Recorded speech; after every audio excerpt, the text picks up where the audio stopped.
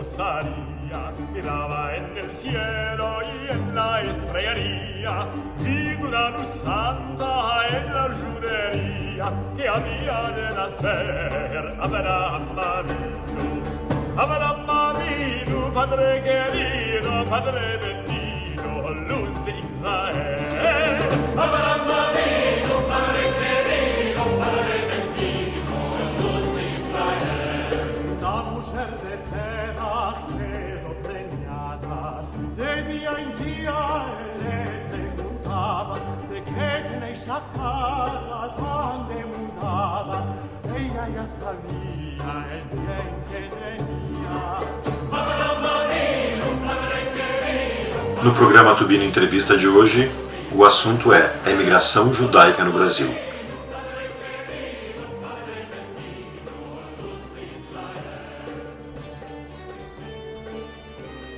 Olá, você que nos acompanha pelo canal Tubino Entrevista, bem-vindo a você que está conhecendo o nosso canal agora.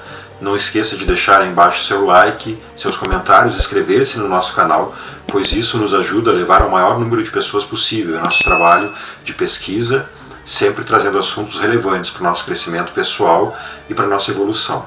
O nosso muito obrigado à GBUX, Previdência e Seguro de Pessoas, essa empresa centenária que nos ajuda quinzenalmente a trazer para vocês sempre assuntos interessantes.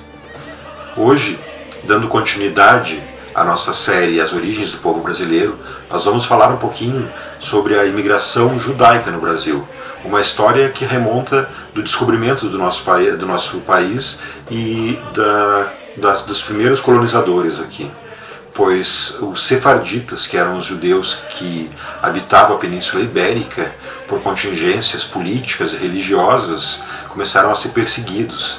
E viram no Brasil, então, essa terra nova, recém-descoberta, uma possibilidade de vir para um lugar com paz, com esperança de uma nova vida, né, para um novo recomeço.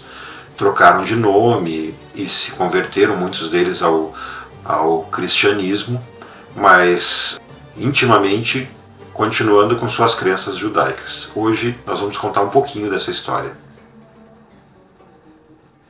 A história registra que mais de 120 mil judeus espanhóis imigraram para Portugal após a expulsão decretada pela Inquisição, em 1492.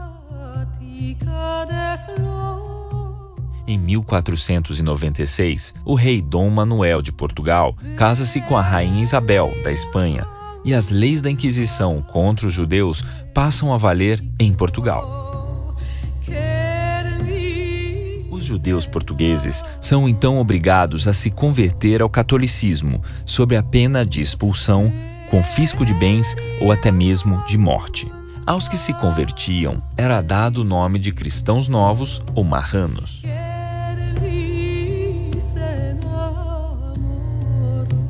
Em 1500, o Brasil é descoberto por Pedro Álvares Cabral, juntamente com sua equipe, destacando a presença de Gaspar da Gama, grande navegador judeu convertido ao cristianismo.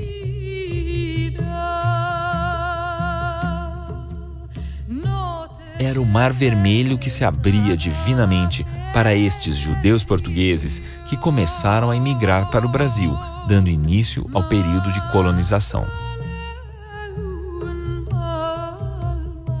Em 1557, termina o domínio espanhol sobre Portugal e milhares de judeus imigram para o Brasil, Estados Unidos e Holanda.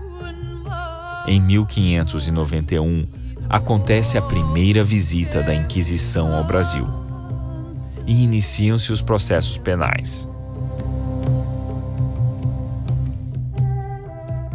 Vários judeus veem-se obrigados a converter-se ao catolicismo.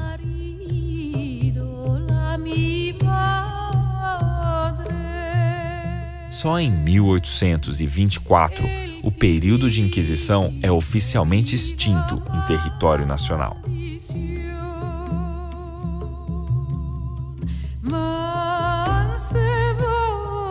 O Brasil atualmente possui milhões de pessoas que são descendentes diretos ou indiretos desses judeus da época da Inquisição. a maior parte possui sobrenomes de marranos ou cristãos novos, tipicamente portugueses, que perderam suas tradições e costumes judaicos ao longo dos séculos. A Associação Brasileira dos Descendentes de Judeus da Inquisição, Abradim, é uma entidade sem fins econômicos ou lucrativos e tem como objetivo principal auxiliar no resgate e conhecimento das raízes históricas e genealógicas, bem como ressaltar a influência relevante que teve o povo judeu representado em nosso país pelos judeus cristãos novos, tanto na colonização como na formação do povo brasileiro. Decorado com painéis, gravuras, documentos e dezenas de livros para consulta, o Museu da História da Inquisição conta a história da colonização judaica no Brasil, abordando de maneira clara e objetiva o período no qual a Inquisição ibero-portuguesa vigorou em território nacional, entre os séculos XVI e XIX. Desejamos, com o Museu da História da Inquisição, criar um banco de dados sobre a história e a origem do povo judeu como colonizador do Brasil. Conscientizar que o Brasil tem hoje, embora ignore, uma das maiores colônias de descendentes de judeus sefarditas do mundo. Fomentar a investigação entre pesquisadores das diversas áreas acadêmicas sobre a temática Anusim e a dispersão judaica no Brasil colônia. Promover o reconhecimento e divulgação junto aos órgãos públicos e privados e entidades religiosas, quer a nível nacional ou internacional, da influência do povo judeu na formação étnico-cultural brasileira. Resgatar todo e qualquer acervo histórico legado pelos judeus brasileiros e portugueses no período da Inquisição, como fotos, literaturas, documentos, certidões, registro de memória oral e outros. Divulgar a história da dispersão sefaradita em escolas, universidades e outras instituições de ensino, em seminários, instituições religiosas, associações ou qualquer entidade que manifeste interesse em conhecer essa história e apoiar sua causa.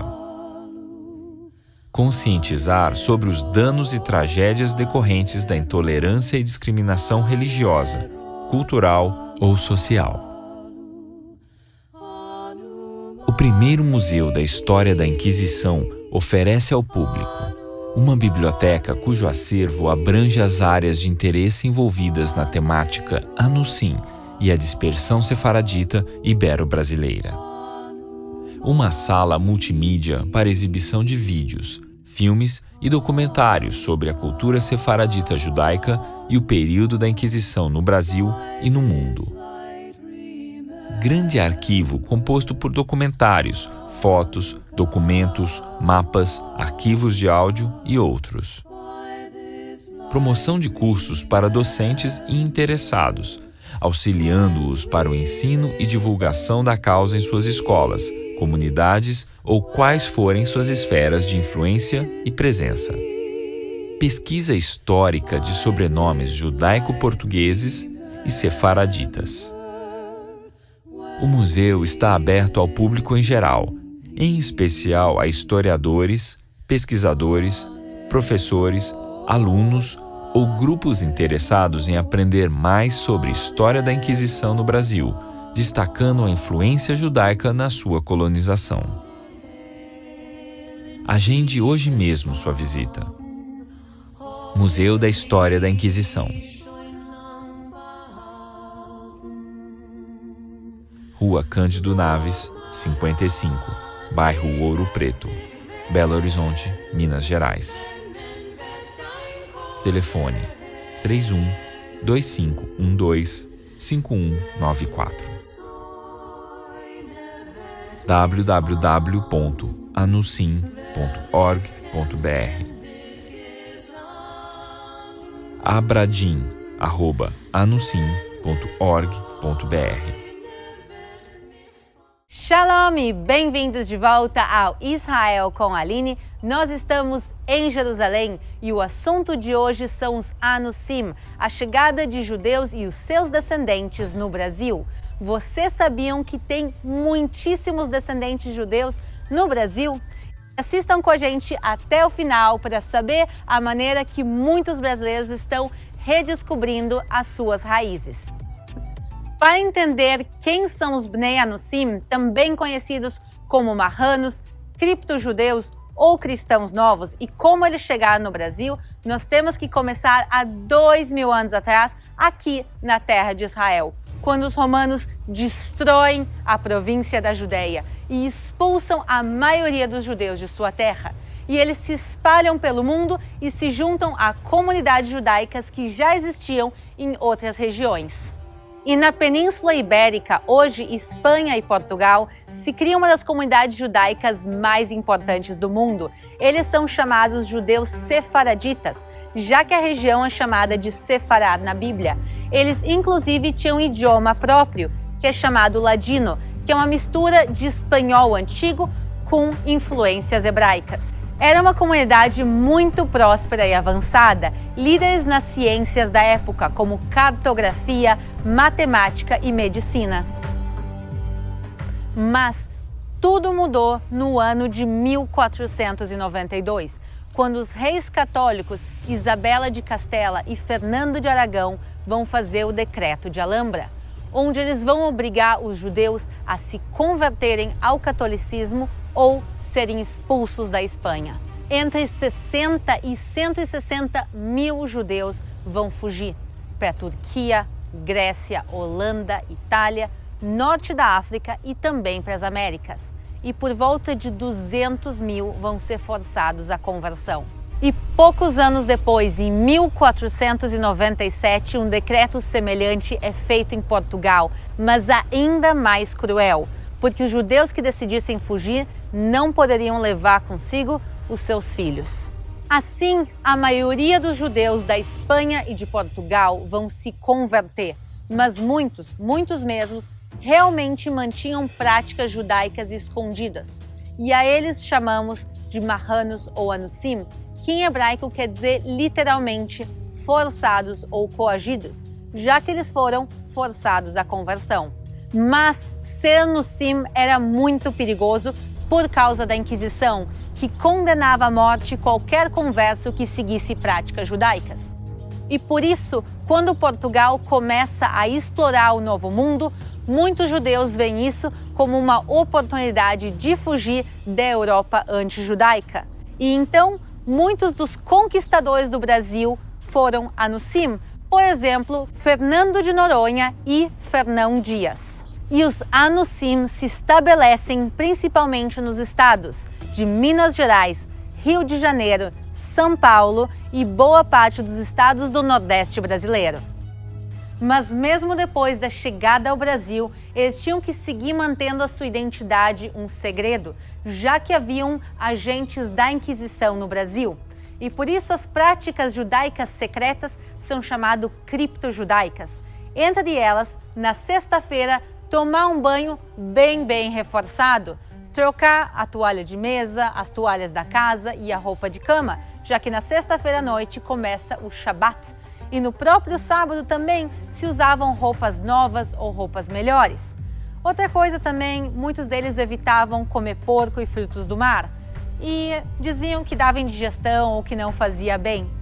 Também as práticas de enterro muitas se mantinham. Quer dizer, eles enterravam como no judaísmo, quer dizer enterro sem caixão, simplesmente como uma mortalha.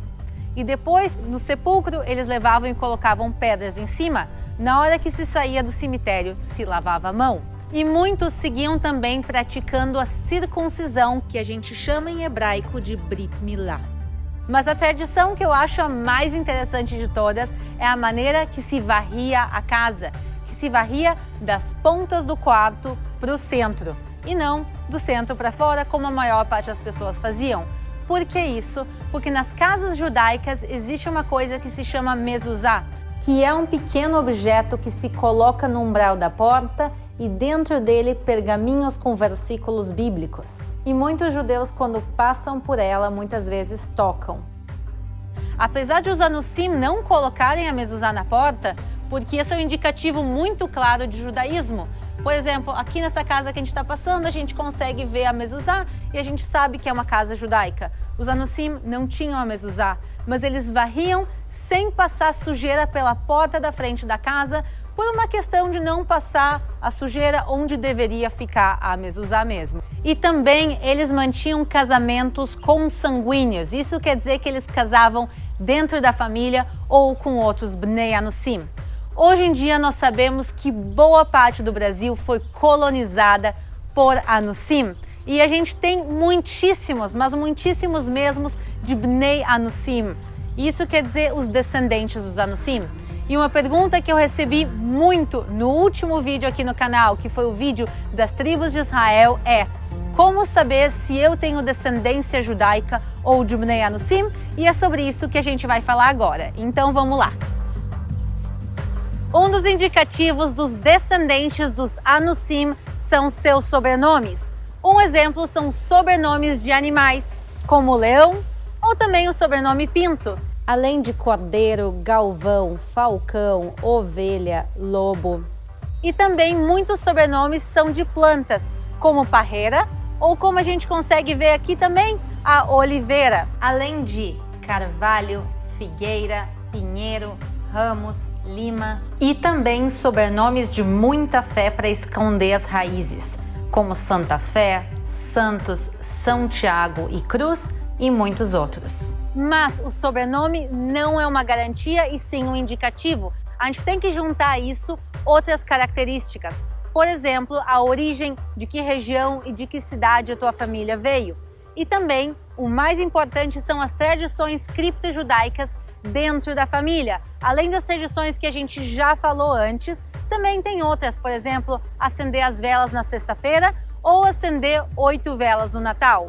Por que 8 velas? Porque no final do ano, nessa época de dezembro, tem a festa judaica de Hanukkah, que se acendem 8 ou 9 velas. Para aqueles que querem redescobrir as suas raízes, buscar a história da família e também as tradições é um ponto-chave. Mas existe mais uma maneira nova, graças aos avanços tecnológicos, que são os testes genéticos, que eles podem contar qual é a origem da tua família. E aqui na tela vocês estão vendo um resultado de um teste genético, no caso é o teste do meu pai, e a gente pode ver a origem do meu lado paterno, que é 99,1% judeu ashkenazit, e isso eu conto para vocês quem são os ashkenazit em outro vídeo. Pessoal, o vídeo de hoje é um pequeno resumo desse assunto tão importante e tão pouco comentado no Brasil. E um beijo para todo mundo aqui de Jerusalém e a gente se vê na próxima. Na tradição hebraica, o nome tinha um significado singular. Seu nome representava sua missão de vida e personalidade. E o Brasil é formado também por descendentes de hebreus. No vídeo de hoje, vamos falar um pouco sobre a história dos nomes e sobrenomes judaicos no Brasil. Na tradição hebraica, o nome não é só uma denominação para identificar o indivíduo, mas um conceito com profundo sentido espiritual. O nome dá sentido à sua vida, à sua personalidade, seu caráter e projeção social. No misticismo judaico, há uma interação verdadeiramente espiritual entre os nomes que levamos. E, inclusive, na Bíblia, a troca de nome também indica a troca de finalidade e missão daquela pessoa. Assim, Abrão, que significava alto pai, tem o nome mudado para Abraão, pai de multidões. Abrão não tinha conseguido sequer cumprir o propósito do seu nome, por não ser pai, e Deus muda seu nome para que ele seja pai de nações inteiras. Outros exemplos estão na Bíblia, como a mudança de Jacó, que significa suplantador, por ter roubado a bênção do irmão Esaú, para Israel, aquele que lutou com Deus, por conta de sua luta pela bênção. No Novo Testamento, isso se repete quando Jesus muda o nome de Simão, aquele que escuta o pedido, para Cefas, pedra, rocha ou Pedro. Justamente essa mudança de nome mudaria a missão da pessoa. E, para um judeu, ter o nome mudado tinha um profundo significado. Vemos alguns exemplos de significados de nomes judeus. Aarão, que significa alta montanha, Asher, feliz, afortunado, Barak, brilhante, Baruque, bendito, Débora, abelha, Isaque, o que ri, Jonas, pomba, Noemi, agrado, prazer, Sara, princesa, e Zacarias, puro. Muitos também adotavam o prefixo ou sufixo El, que significa Deus. Elias, Deus é meu Senhor. Daniel, Deus é meu juiz. Gabriel, Deus é minha fortaleza. Natanael, presente de Deus. E Rafael, Deus curou. Nos mais antigos registros bíblicos na Torá, encontramos somente os nomes e não sobrenomes, e todos eles são sagrados, chamados Shem Kodesh. Mas, com o passar do tempo, os hebreus passaram a juntar mais nomes posteriores, que se formavam pelo conceito de pertença à sua tribo ancestral, a seu clã familiar e a sua identificação como filho de um determinado pai. O povo de Israel nasce quando são formadas as 12 tribos por meio dos seus filhos, e o nome dessas tribos vai integrar também o nome sagrado das pessoas, o seu Shem Kodesh. E, quando se formam os grupos de família dentro de cada tribo, se incorpora também o nome do clã para identificar o indivíduo. Assim, por exemplo, o nome de um israelita poderia ser Abraham, Mishpajar Yaakov, Mishevet Menashe, ou Abraão, do clã familiar de Jacó, da tribo de Menassés. Após o êxodo de Moisés no deserto, com várias famílias na terra de Canaã e com o aumento populacional, começa-se a utilizar patronímicos para identificar uma pessoa. Assim, um pai que se chamasse Moisés e tivesse um filho chamado Abraão, ele seria Abraão ben Moshe, com o ben significando filho de. Já se Abraão tivesse um filho chamado Isaac, esse Isaac seria Isaac ben Abraham. Para mulheres, se usava Bat.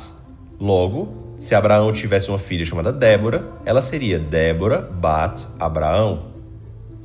Assim, o nome completo de um judeu seria Abraham ben Moshe Mishpajar Yaakov Mishevet Menashe, ou Abraão, filho de Moisés, do clã familiar de Jacó, da tribo de Menassés.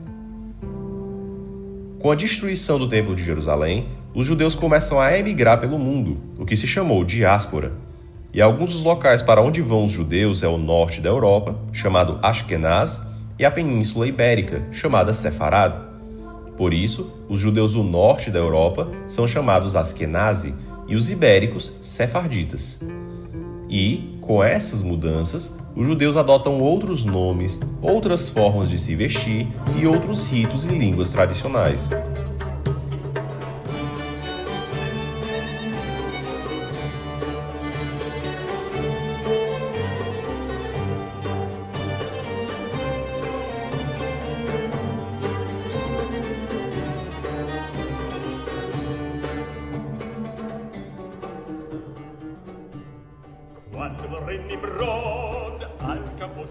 O nosso muito obrigado a você, então, que nos acompanhou até aqui. Não esqueça de deixar o seu like aí embaixo, deixar os seus comentários, o que você achou dessa pesquisa e das origens da sua família, não é mesmo? Muito obrigado, então, e até a próxima quinzena com mais um assunto muito relevante.